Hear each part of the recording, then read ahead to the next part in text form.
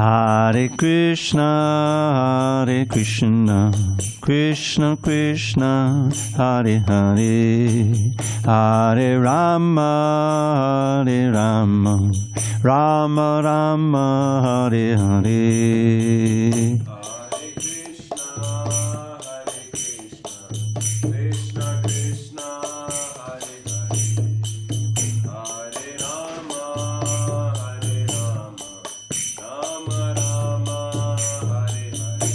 Hare Krishna,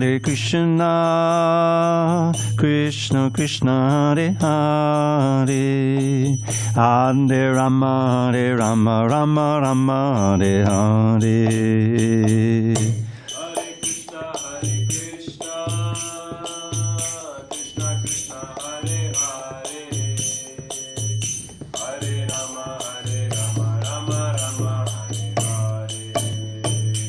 Hare Krishna,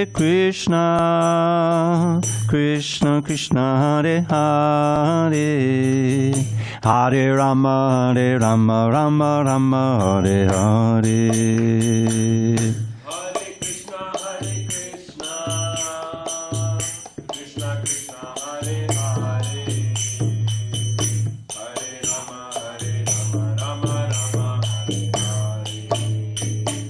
Jaya Radha Madhava Kunja Bihari.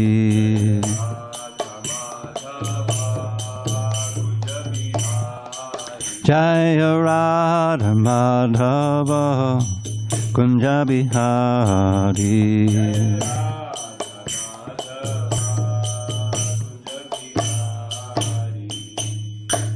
Jaya Om Vishnupad Paramahamsa Paravajakacharya Ashtotar Tadashi Srimad, Divine Grace, Srila A.C. Bhaktivedanta Swami Prabhupada ki Jai. ISKCON BBT Founder Acharya Srila Prabhupada ki Jai. Jai Om Vishnupad Paramahamsa Paravajakacharya Ashtotar Tadashi Srimad, Divine Grace, Srila Bhakti Siddhanta Saraswati Thakur ki Jai. Ananta Koti Vaishnavina ki Jai. Namacharya Srila Haridas Thakur ki Jai. Srimad Bhagavad Gita ki Jai. Samaveta Bhaktabinda ki Jai. All glories to the assembled devotees. All glories to the assembled devotees. All glories to the assembled devotees. All glory to Sri Guru and Gauranga. Just see, we started out, we only had 2, and we thought, oh, it was going to be a small crowd. Don't worry, and now we've increased our attendance by more than 100%, so it's very... Okay. Yeah, it's good to be back, I'll tell you. Om Namo Bhagavate Vasudevaya. Om Namo Bhagavate Vasudevaya. Om Namo Bhagavate Vasudevaya.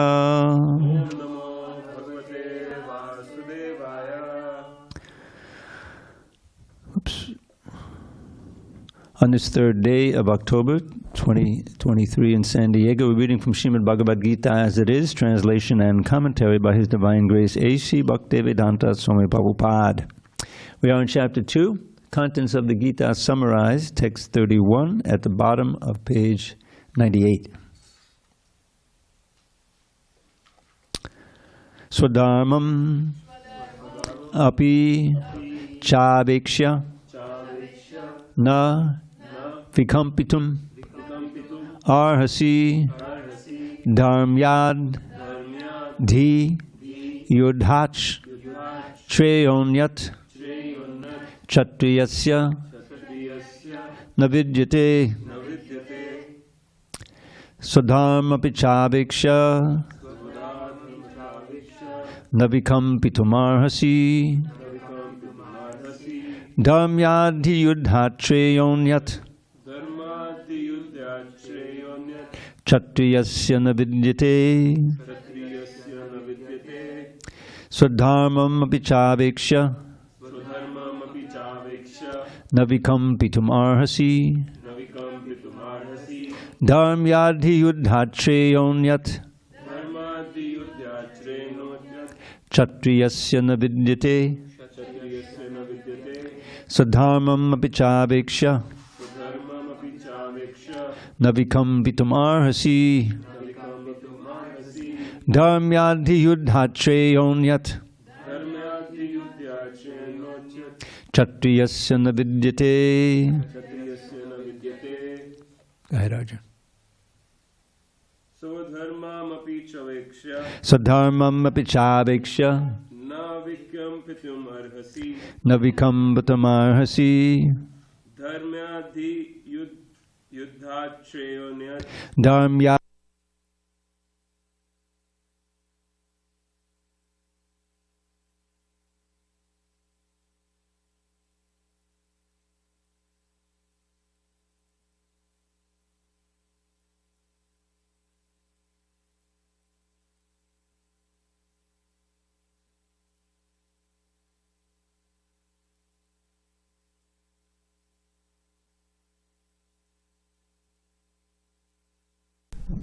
I'm sorry? Code. Oh, the code. 1914. 1896. Oh, I'm sorry. That's the back door. 1896. All right, who's up? And then up.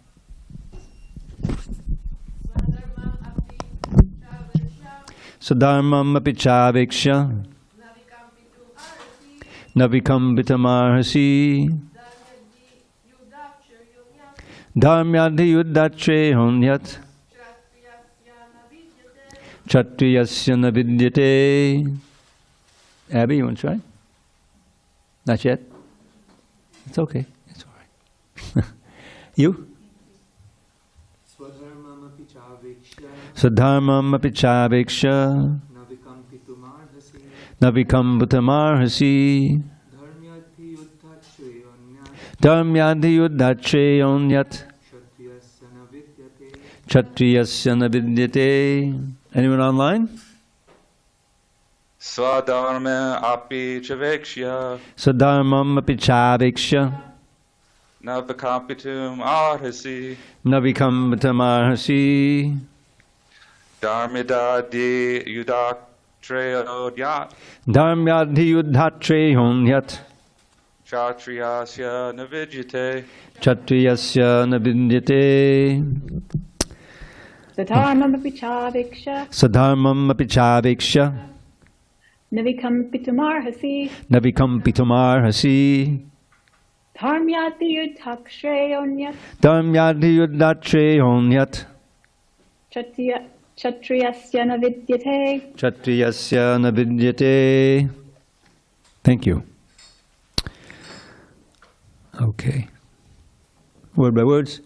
Swadharmam, one's own religious principles. Api, also, cha, indeed, aveksha, considering, na, never, vikampitum, to hesitate, arhasi, you deserve, dharmyat, for religious principles, he, indeed, yudhat, than fighting, shreyaha, better engagement, anyat, any other, kshatriyasya, of the kshatriya, na, does not, vidyate, exist. Translation. Krishna said to Arjuna, considering your specific duty as a kshatriya, you should know that there is no better engagement for you than fighting on religious principles, and so there is no need for hesitation. Purport.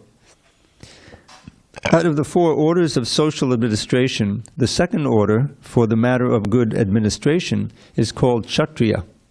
Kshat means hurt. One who gives protection from harm is called a kshatriya, trayate, to give protection. The kshatriyas are trained for killing in the forest. A kshatriya would go into the forest and challenge a tiger face to face and fight with the tiger with his sword. When the tiger was killed, it would be offered the royal order of cremation. This system has been followed even up to the present day by the kshatriya kings of Jaipur state. The kshatriyas are specially trained for challenging and killing because religious violence is sometimes a necessary factor. Therefore, kshatriyas are never meant for accepting directly the order of sannyas or renunciation. Nonviolence in politics may be a diplomacy, but it is never a factor or principle. In religious law books, it is stated, Ahaveshu mito nyonyam jigang santo mahichitaha yudhamana padam shakya swargam yant aparan mukhaha. Yagyeshu pashavo brahman hanyante satatam vijay. Sanskrita kilamantraischa tepi swargam avapnuvan. In the battlefield, a king or kshatriya, while fighting another king, envious of him, is eligible for achieving the heavenly planets after death, as the Brahmins also attain the heavenly planets by sacrificing animals in the sacrificial fire. Close quote. Therefore, killing on the battlefield on religious principles and killing animals in the sacrificial fire are not at all considered to be acts of violence, because everyone is benefited by the religious principles involved. The animal sacrifice gets a human life immediately, without undergoing the gradual evolutionary process from one form to another. And the Kshatriyas killed on the battlefield also attain the heavenly planets, as do the Brahmins, who attain them by offering sacrifice. There are two kinds of swadharmas, specific duties. As long as one is not liberated, one has to perform the duties of his particular body in accordance with religious principles in order to achieve liberation. When one is liberated, one's swadharma, or specific duty, becomes spiritual and is not in the material bodily concept. In the bodily conception of life, there are specific duties for the Brahmins and Kshatriyas, respectively, and these duties are unavoidable. Such swadharma is ordained by the Lord, and this will be clarified in the 4th chapter. On the bodily plane, swadharma is called varnashram dharma, or man's stepping stone for spiritual understanding.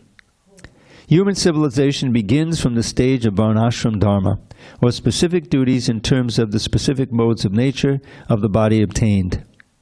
Discharging one's specific duty in any field of action in accordance with the orders of higher authorities serves to elevate one to a higher status of life.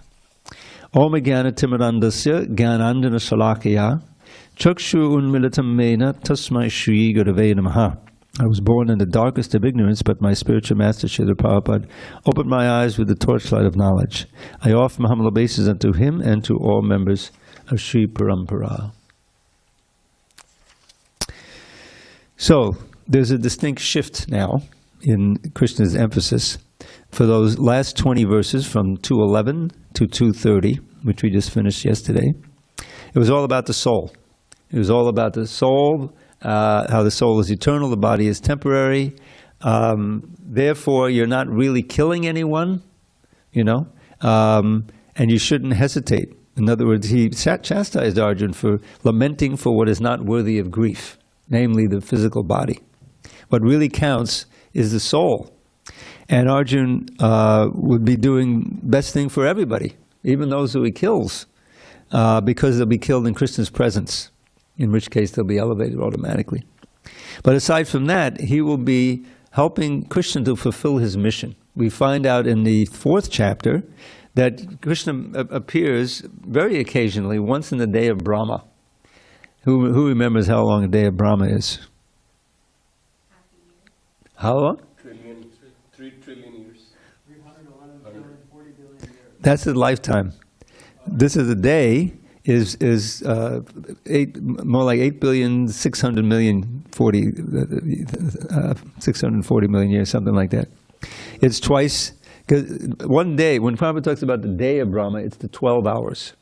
So 12 hours of Brahma are 4,320,000,000 years. I'm going to go through all the multiplication, but that's what it is. There is a story when a king took his daughter. I'm sorry? One time a king took his daughter to the Brahma because he couldn't find a Probably. perfect groom on the planet. And he said, many yugas have passed. Yeah. Yeah. It's a little hazardous to go up there and everything. You come back here. Where is everybody? So anyway, it's very rare that Krishna comes personally, but when he does, he gives us a reason. He explains basic reason in the 4th chapter. The 2 famous verses. You guys grew up, you probably learned this verse before you could talk. Yadai dharmasya glane bhavati bharata abhyutanam adhamastita dharmanam sajamiham. Whenever and wherever there is an upsurge of irreligion and real religion or dharma has been eclipsed, the glani, dharmasya glani, at that time I appear, I advent. And then more specifically, next verse, Paritranaya sadhunam vinachayata dushkatam dharma sangstapanartaya sambhavami yuge yuge. Yuga after yuga I appear, not always in my original form, but Krishna appears in different forms, also it's different avatars, to protect the devotees. Paritranaya sadhunam. And vinachayata dushkatam, to eliminate the upsurge of too many demons on the earth. That was Bhumi's complaint. Oh, there's so many demons on the earth. She went to the demigods to complain. She went to Brahma. Then this is why Krishna came. So, Paritranaya, to protect the devotees, annihilate the miscreants, and again, reestablish real Dharma. Why is Krishna concerned about this Dharma? Because without Dharma, human life is nothing but animal life. You can't really progress. Dharma just doesn't mean the externals of Varnashram Dharma, doing your duties according to your psychophysical nature. Just like I've always had a facility for study and English and so forth like that. So I was very fortunate to get a service like that, where I could utilize my skills in that for the last 40 years, because of 50 years producing Prabhupada's books.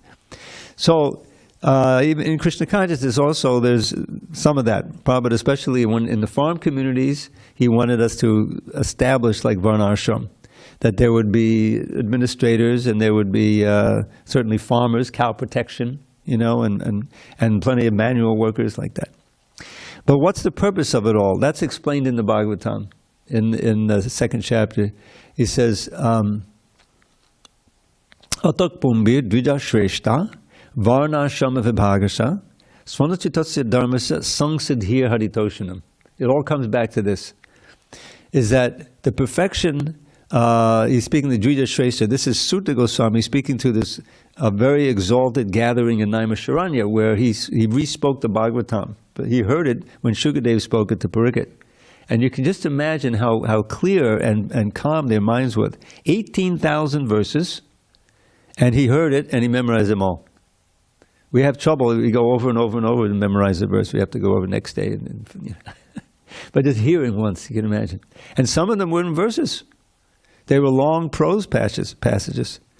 A prayer, the famous prayer to Lord Nrsingadev, Om Namo Bhagavate Narasinghaya Namaste Jastejase Avadavir Bhavavaddanaka Vaddananksta Karma Shayan Randaya Randaya Tamograsa Grasa Om Svaha Abhayam Abhayam Apani Bhuhishta Om Kshram. Does anyone want to repeat? Sutta Goswami heard that. So this is how different, calm their minds was. So he's speaking, Atak Pumbhi Dvija Shrestha, Dvija, best of the twice born. Varna Ashrama Vibhagasha, the divisions of the Varna and the Ashrams. Now the Varnas are commonly what we know, the Brahmins, Kshatriyas, Vaishyas, Shudras. The intellectual class, the teachers, the priests, those are the Brahmins. They're meant to be the head of society. They advise the kings. And they live very simply, so that the kings can't buy them off, you see? Because they may give some advice that the king doesn't want to hear. But he has to, because if he's leading Brahminical culture. But if he's paid everybody off, okay, goodbye, and I'll buy a Brahmin who will agree with me, then the whole thing becomes corrupt. So they voluntarily live very simply. So you have the Brahmins and the Kshatriyas. Now they're the fighters. Kshatriya, as Prabhupada explains in the purport, to protect from hurt. To protect who? The innocent people. The women, the children, the old men, everybody else. That's why there's necessity for Kshatriyas. But as well, they're also administrators. That they have that. So then you have that's the Kshatriyas. Brahmins are the intellectuals. And then you have the Vaishyas. Cow protection, agricultural center, but also trade and things like that, and some things have to be produced. So that's the merchant class, and then you have the large class of manual laborers, who are always necessary to do so much different work. They're also taken care of. But then otherwise, without the other the ashram part, then it's not spiritual. So the ashram part means that you have student life, and then you have married life, grihastha ashram. You have the brahmachari ashram, grihastha ashram, and then at a certain point there's a renunciation. Now, classically, you'll have the children are born, early in the marriage, and by the time that the man and woman are 50, they have grown-up children. So they may go and travel to the holy places together, but there's no intimacy. It's all spiritual. And then at a certain point, the lady goes back and gets taken care of by the elder son and the children, and the man goes on, takes sannyas like that. That's the ideal. So, but that's essential because the whole point of human life has to be kept in focus, and that is that human life is meant for spiritual advancement. This is what it means to be an Aryan. We're all meant to be Aryans, to understand the spiritual values of life, rather than just the material values. Oh, how can I get a comfortable position and make money? That's the ticket to, especially at this age, so much suffering, because you may lose the human form of life. So here Krishna is speaking swadharmam. The first word is swadharmam. Your swadharma, swa means what is suitable to your psychophysical nature. Your swadharma is to fight, and you're neglecting to fight. Therefore, you'll never be happy. Navikambatamahasi, you should know that there is no better engagement for you than fighting on religious principles. This is a dharm yadhi yuddha. This is a dharmic fight. You're not just fighting for a kingdom. You're fighting for reinstituting dharma in society. You see, in the person of Yudhishthir, his elder brother, who was the son of Dharmaraj, of Yamaraj. So Krishna has changed gears here. Now he's talking about the social need for you to fight. Before he was talking about how spiritually, you should understand that the bodies of your beloved guru and Bhishma Dev, the grandfather figure, that these will die at one point anyway. But the main thing is that they'll benefit spiritually, by your killing him here on his battlefield in my presence. So anyway, that's what he's saying here. The Kshatriyas, this is a dharmic fight, and the Kshatriyas rejoice when that happens, because it's a win-win. If you get killed on the battlefield, you go to higher planets or back to Godhead.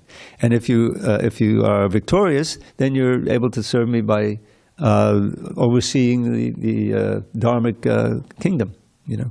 So that's Krishna's argument here. All right. So if we'll go on. If there's no questions, comments. Text 32. Yadrichaya chopapannam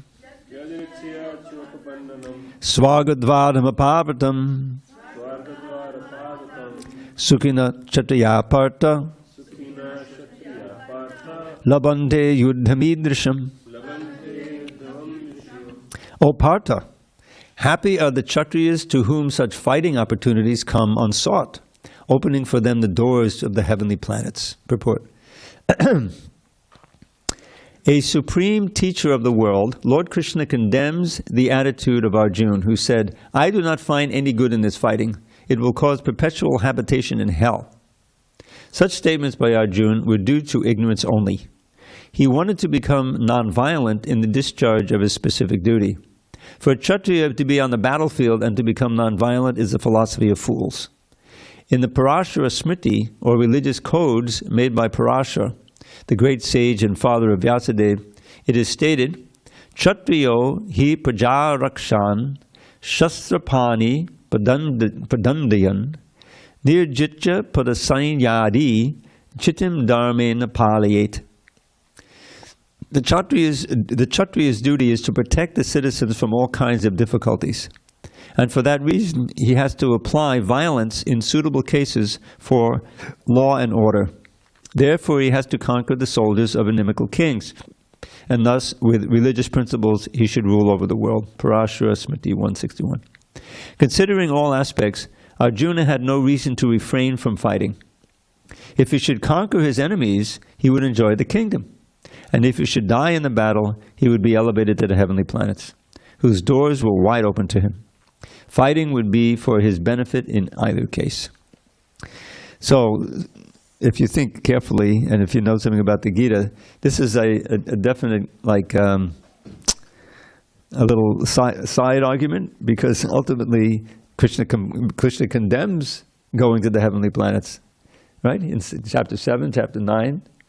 He says, Chine punye macha lokam vishanti. You may enjoy heavenly happiness for some time, long time, but eventually your pious credit is lost. We're on page 101. And you have to come back down here. And to the world of death. Marcha lokam vishanti. So what do you get? Evam si dhamma manupapanna gatagatam kama kama labante. You're just going and coming, now you're back to square one. Where's your progress? It's a fool's errand. You know, that's what we learn. You know, to try to go to heaven is foolish. Even if you succeed, and in this days, who can practice all of the details of the sacrifices? Even if you succeed, you haven't really made any progress toward going back to Godhead. Because why do you want to go there? Oh, to enjoy. You know, that enjoying spirit is what's keeping you here. you're just look at Indra. Indra's had a very responsible position. He's in charge of the heavenly planets, the weather, all these different things. But he's so into his position, right, that he periodically he can't control his senses, right? He loses it. That's why he has eyes all over his body. I won't tell all the details. But the you know, with Krishna, you know, we're sitting here in the Govardhan. But that's not the only time. We just read in the morning class how he had some trouble with the demons because he offended his guru because he became too proud. Right? He was enjoying. He had all the apsaras dancing. He's sitting on his throne, and Brahaspati walks in and he doesn't bow down. So Brahaspati walks out. And he can't find him. He's the guru. Oh no, I offended my guru. And they know as soon as they do that, they're going to be weak. And meanwhile, the demons were very nicely serving their guru, Shukracharya, under Bali, who's ultimately a Mahajan devotee, disguised as a demon. So the whole thing happens, you know, and it's, what are we going to do? What are we going to do? So they go to Krishna, and he says, okay, go and to Dadichi. He's a great sage, and beg his body from him. What? Yeah, beg his body from him. How ghastly, you know, so you can make a special thunderbolt out of his bones, and that'll be invincible, you know. All right, let's do that, you know. So the Dadichi jokes with him. He said, well, I can't give you my body. No, I can, you know. But then he does. He just donates his body because he knows he's not his body. So he's fine. But then, the demons, you know, now Indra has this invincible thunderbolt. Anyway, it's a whole complicated thing. But they need a guru. Right? You have to have a guru. So they go to this devotee, this great Brahmin named Tvashta, and he agrees that he'll have his son serve as the guru, as the mantra chanter. But he has some relationship with the demonic line, you know, so he has 3 heads, okay? And so he's offering some oblations to the demons, and Indra's behind him, a tree or something. He sees that, he loses it, goes and cuts his heads off. Are you kidding? And so Trashta is obviously enraged. Here he donated his son, you know, to do this. And anyway, it just goes on like that. And ultimately there's this big battle between Vritrasura, who's actually Chitraketu, a great devotee, and Indra. And Indra kills him, but he's Vishwarup's brother. Vishnu was the son of Trashta. So he's also a Brahmin. Even though he's a big demon, he's actually inside, he's a devotee. So he gets rid of his demon body, goes back to Godhead, and Indra has now got a double whammy of sinful reaction, and he has to hide underneath a lake to breathe because sinful reaction personified is after him. For 1,000 years he's breathing underwater. So this is the day. So he's the king of the heavenly planets. Who wants to go up there? Well, you become enamored of all of the pleasures, right, and the wealth, and you completely forget about Krishna. So, a little detour there. But here, Krishna says, Swargadvaram. See, Swargadvaram means the door to heaven is open.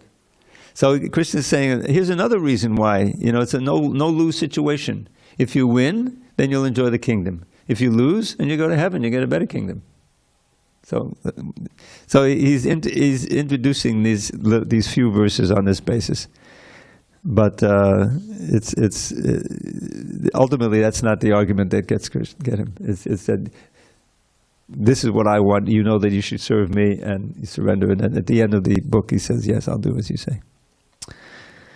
Okay, where are we? 33. Atachetvam imam dharmyam sangramnam nakarishyasi tatak swadharmam kirtim cha hitva papam avapsasi. If, however, you do not perform this religious duty of fighting, then you will certainly incur sins for neglecting your duties and thus lose your reputation as a fighter. Purport. Arjuna was a famous fighter, and he attained fame by fighting many great demigods, including even Lord Shiva.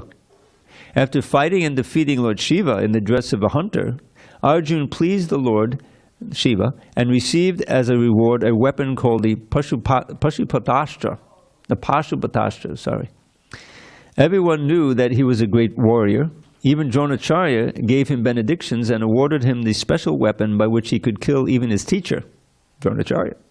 So he, Arjuna, was credited with so many military certificates from many authorities, including his adoptive father, Indra. Actually, his adoptive father was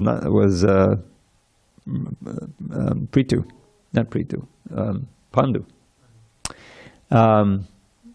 But so this has been changed, including his father Indra, without a comma, because he has two fathers. He has Indra and Pandu. Including his father Indra, the heavenly king. But if he abandoned the battle, not only would he neglect his specific duty as a Kshatriya, but he would lose all his fame and good name and thus prepare his royal road to hell. In other words, he would go to hell not by fighting, but by withdrawing from the battle. All right, so this is a little interlude here, where Krishna is giving. You have to understand that the chariot driver has a lot of different duties. One is to buck up the bravery and the courage of the fighter when he's like, or as we learn later in the Krishna book, to save the fighter if he's injured and take him from the battlefield, you know. And it was Pradyumna became angry when he took him from the battle. No one's ever in my family's ever been taken from the battlefield. Take me back, you know. So they have all these duties, and Krishna is performing that duty. He's kind of stepping back a little bit from the absolute plane, you know, as the Supreme Personality of Godhead, and he's taking on the role of the chariot driver, where he says, "Oh, you know, you're a great fighter. You know, you're going to lose your reputation. Go back into the battle." So that's what there's a little interlude here. All right, text 34. Akirtim chabibhutani katayashyanti te vyayam sambhavitasya chakirti mananadatirichyate. People will always speak of your infamy, and for a respectable person, dishonor is worse than death. Purport. Both as friend and philosopher to Arjuna, Lord Krishna now gives his final judgment regarding Arjuna's refusal to fight. The Lord says, Arjuna, if you leave the battlefield before the battle even begins, people will call you a coward. And if you think that people may call you bad names, but that you will save your life by fleeing the battlefield, then my advice is that you do better to die in the battle. For a respectable man like you, ill fame is worse than death. So you should not flee for fear of your life. Better to die in the battle. That will save you from the ill fame of misusing my friendship and from losing your prestige in society. So the final judgment of the Lord was for Arjuna to die in the battle and not withdraw. Bhayadmanad upadatam mangsyante tvam maharataha yesham chatvam bahumato Bhutvayasasilaghvam. The great generals who have highly esteemed your name and fame will think that you have left the battlefield out of fear only, and thus they will consider you insignificant. Purport. Lord Krishna continued to give his verdict to Arjuna. Do not think that the great generals like Duryodhana, Karna, and other contemporaries will think that you have left the battlefield out of compassion for your brothers and grandfather. They will think that you have left out of fear for your life, and thus their high estimation for your personality will go to hell. All right. I knew I should have brought those tissues. Very diplomatic and influential last two verses by Lord Krishna. Yeah.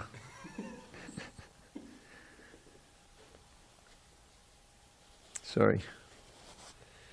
lingering cold.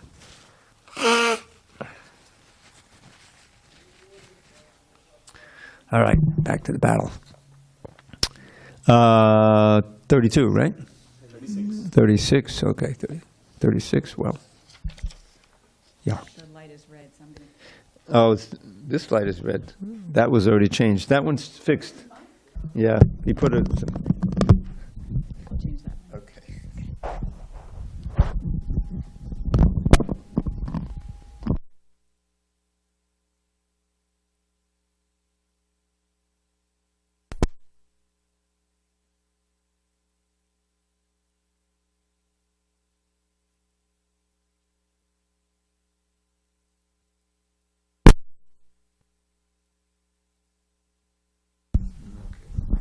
All right, here we go. So where are we? 36? Yes. Abhachyavadam chabahun Vajyavadam sabhun parishyanti tabahitaha vadiyashyanti tavahitaha nindantasthava samarthyam nindantasya tava smaratyam tato dukkatadam nukim. tato duktaram lokim. Your enemies will describe you in many unkind words and scorn your ability. What could be more painful for you? Purport. Lord Krishna was astonished in the beginning at Arjuna's uncalled for plea for compassion, and he described his compassion as befitting the non-Aryans. Now, in so many words, he has proved his statements against Arjuna's so-called compassion. Hato va prapsasi swargam Tato va prapyasi svikam jitva va bhokshase mahim jitva va bhokshase mahim tasmad uttishta kaunteya tasmadusya kaunteya yuddhaya kutanishchaya. yudhaya katanishchaya. O son of Kunti, either you will be killed on the battlefield and attain the heavenly planets, or you will conquer and enjoy the earthly kingdom. Therefore get up with determination and fight. Purport. Even though there was no certainty of victory for Arjuna's side, he still had to fight. For even being killed there, he could be elevated into the heavenly planets. Sukadukke samekritva Sukhadukke samekritva labha labha jaya jayo labha labha jaya jayo tato yudhaya yujjasva tato yudhaya yusya naivam papam avapsyasi. naivam papam avapyasi. Do thou fight for the sake of fighting, without considering happiness or distress, loss or gain, victory or defeat. And by so doing, you shall never incur sin. Purport. Lord Krishna now directly says that Arjuna should fight for the sake of fighting because he, Kṛṣṇa, desires the battle. There is no consideration of happiness or distress, profit or loss, victory or defeat in the activities of Krishna consciousness. That everything should be performed for the sake of Krishna is transcendental consciousness. So there is no reaction to material activities. He who acts for his own sense gratification, either in goodness or in passion, is subject to the reaction, good or bad. But he who has completely surrendered himself to in the activities of Krishna consciousness is no longer obliged to anyone, nor is he a debtor to anyone, as one is in the ordinary course of activities. It is said, Devarshi bhutapta nrinam patrinam nakinkado nayamrini charajan sarvatmanaya sharanang sharanyam gato mukundam pariritikartam. Anyone who has completely surrendered unto Krishna, Mukunda, giving up all other duties, is no longer a debtor, nor is he obliged to anyone, not the demigods, nor the sages, nor the people in general, nor kinsmen, nor humanity, nor forefathers. Bhagavatam 11:541. That is the indirect hint given by Krishna to Arjuna in this verse, and the matter will be more clearly explained in the following verses. So this idea of fighting for the sake of fighting, this is applicable to any Krishna conscious endeavor. And we see that Srila Prabhupada, when he came to America, there's no way he could be fruitive about it. You know, he was going to try his best, but it was such a long shot. I mean, just think about it. He comes to America, virtually no money, no contacts. He's in elder years. His health isn't that strong. Anyone who's going to look at it logically he said, well, this is obviously going to fail. And even he planned, well, he had a 2-month visa or something, right? He said he would go back to the booking agent, and the pier, and because he could have got on the boat at any time, But he was doing it. He was doing what he was doing not because it said, oh, okay, I have a really high percentage of possible victory here. We're on page 104. 104. But he was doing it for a transcendental reason. He had his spiritual master's order, and he had Lord Chaitanya's prediction. Lord Chaitanya had predicted that Krishna consciousness would be spread to every town and village, that his name would be chanted everywhere. So it obviously wasn't going to happen if he just stayed in India, in Vrindavan, right? Plus he had his own spiritual master's order to preach in English, go to the West, He obviously knew that he wanted to do it. So at a certain point he said, well, now or never. He had just turned 60. Actually, he turned 69 on the boat. But he was 68 years old, not in the best of health, didn't really have any money, but he had great faith in the holy name, and he had the order of his spiritual master behind him. He also had the encouragement of Rupa Goswami. There's a pastime. Prabhupada was sitting there in Radha Damodar, which is right there with Rupa Goswami's Samadhi tomb. Samadhi tomb is where the actual body is interred, and a very holy place. And Prabhupada recounts that Rupa Goswami came to him. He appeared to him.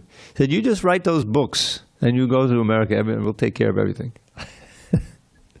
So he had all this transcendental, supernatural support. And so it was truly, like here it says, well, if you fail, then you go to heaven. And if you succeed, then you enjoy the kingdom. So Prabhupada said, just trying sincerely is already success in Krishna consciousness. This is the difference. This is why devotees can seemingly try to do impossible things. I mean, I'm telling you, to read about the early days of this movement in America and how so many devotees were being made in L.A., the history, that was really a vortex. Vishnu John was there taking everybody out on Harinam, and everyone was getting totally alive, and Prabhupada was spending months and months there. 8 months he spent in L.A. in 1970, I think it was. And so naturally so many devotees were being made, and the devotees were becoming so enlivened. And so then he would send people, okay, you start a temple in Santa Fe.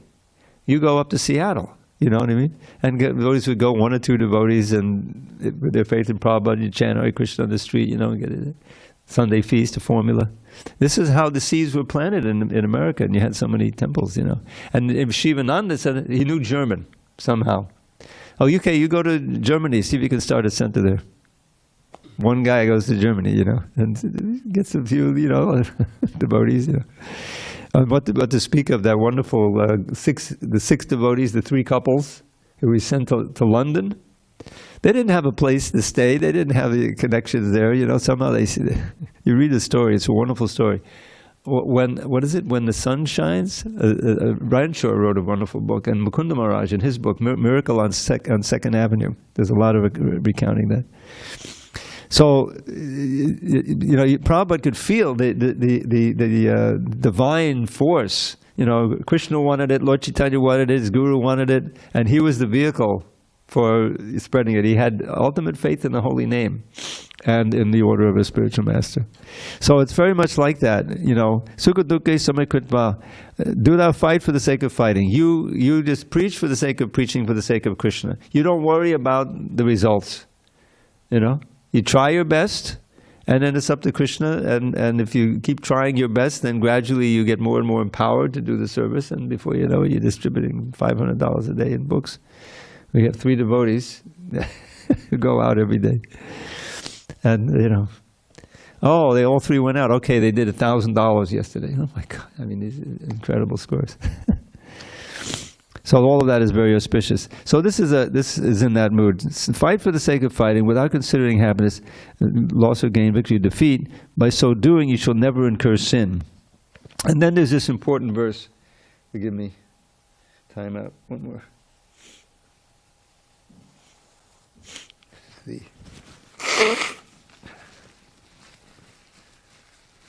have to fast from cashews. For me, cashews are not good. Devashi Bhutapta Ninam Patrinam. Now this is, Prabhupada would often quote this verse.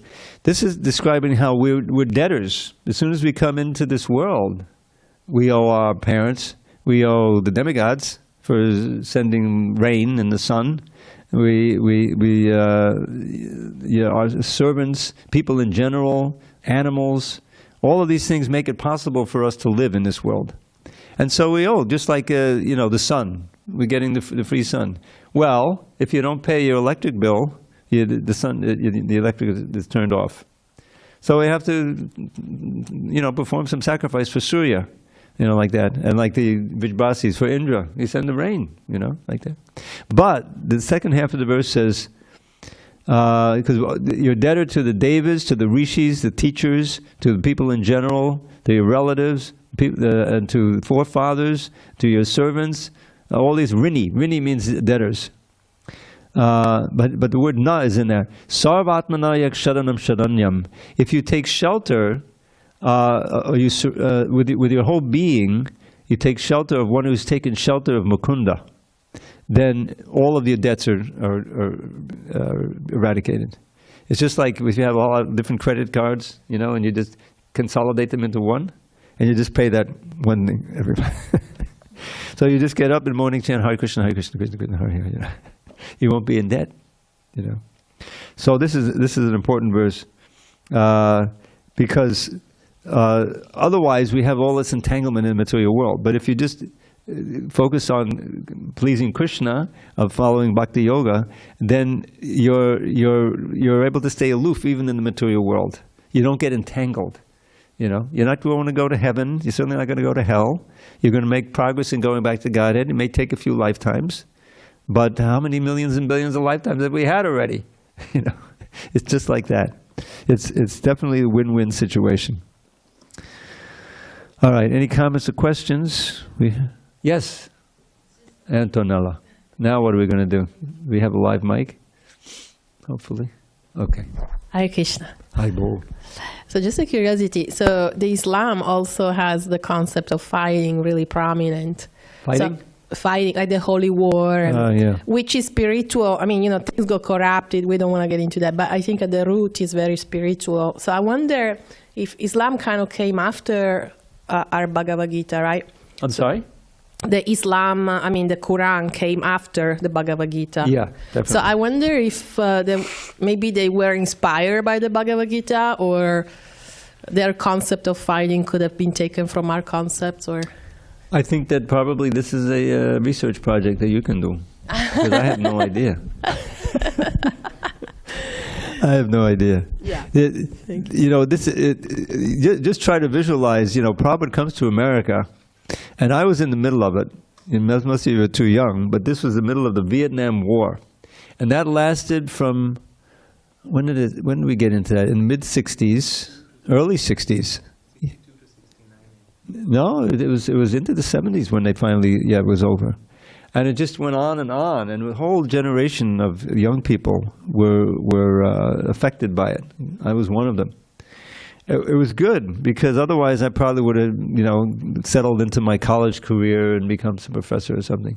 But when I went off to college, it's just, at that point I was already going to turn my draft card in and get arrested and become a resistor. I was visualizing myself in jail. Thank God that didn't happen. But I didn't have any incentive to study, and so I dropped out, and eventually I got into the Hare Krishnas. Thank God. So Prabhupada comes into the middle of that. He comes into the middle of that. And here, what are we reading? How it's important, the righteous battle. But everyone is thinking, no, peace, peace, peace. It was the peace movement. It wasn't the justice movement. It was the peace movement, because this horrific war and so many innocent people dying. It was horrible. So, but Prabhupada didn't, he didn't flinch. Yes, there's sometimes a need for a righteous battle. There's certainly a need. We see on a local level, you have to have a police force, right? Otherwise, it'll be havoc. It'll be, cacophony. So that holds true on a macro level also, and that was part of Krishna's mission. was to oversee this battle and reinstall the Pandavas. That was the external mission. And within all of that, then he's in the middle of the battle, or before the battle takes place, you find this Bhagavad Gita, which really encompasses all these principles, these higher principles. Ultimately, it's interesting. Here we have so much about Dharma, right? This one verse here had the Dharma once, twice, three times. Dharma yuddha treyonya. This is a dharmic fight and all this. And Arjuna was very concerned about Dharma. You remember his key verse in the seventh verse in the second chapter, we heard, Karpanya dosho pahatasa prichamitran dharma samuda cheta. I am confused about Dharma. What is the right thing for me to do? And all my arguments haven't satisfied me, so now I'm going to approach you as a guru. Now I surrender as a shishya. Please instruct me and I'll take the instruction. So it's all Dharma, Dharma, Dharma. But then what happens at the end of the book? Sarva dharma parityaja. Krishna says, give up all these dharmas.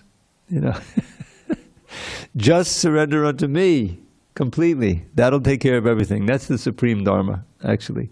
It encompasses all dharma. It's beyond dharma. Because dharma is meant to take you from point A to point B. What is the supreme dharma? Yato bhakta. That dharma which engenders pure devotion to Krishna. Which really isn't dharma. I mean, that is our original nature. It's like, is the chair really performing dharma when it holds you up? That's just what it is, right? The chair is not conscious. But the point is, once you're situated in service to Krishna, then you're beyond dharma. It's not like the gopis are wondering, well, what dharma should we perform today, in the spirit. It's all this spontaneous love. That's the end of all dharma. So that's why it's sarva dharma parityaja. Give up all this concern of dharma and do this one thing, surrender utterly to me, you'll be protected, everything will be auspicious. So that's what ultimately Krishna consciousness is. We're concerned about the dharma because it helps us to get to the point beyond dharma, where everything is spontaneous. It's not, okay, what's the right thing to do on this list? No, Krishna's playing his flute, I'm running out. There's no dharma. There's no dharma. The gopis aren't performing any dharma. They're already there at the end of dharma. All right, we have a few minutes, but we'll pick this up tomorrow and Wednesday. And we're on text 39, is it not? Yes. All right. But meanwhile, there's time for a poem. Well, here's one. Many of you may know this one, the Sanskrit, but it's worth repeating.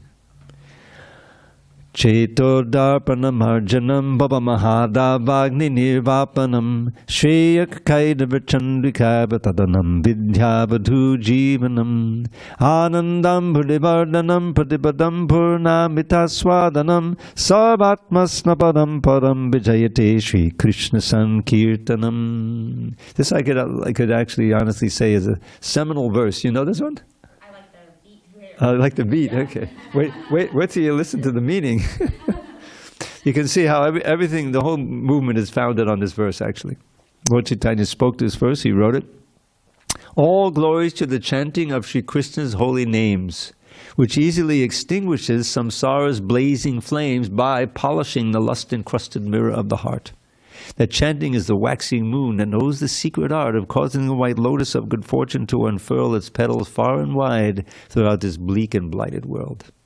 Of transcendental knowledge which will take us to life's goal, the chanting of the name of Krishna is the life and soul.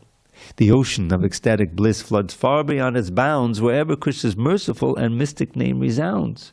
Indeed, whenever Krishna's names are sung in congregation, at every step one tastes a joy that knows no limitation. So hear with great attention as I earnestly request, please chant Sri Krishna's holy name and be supremely blessed.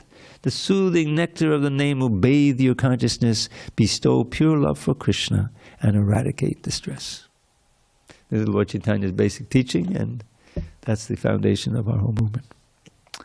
Okay, let us adjourn and prepare for a nice kirtan. All glory to Srila Prabhupada.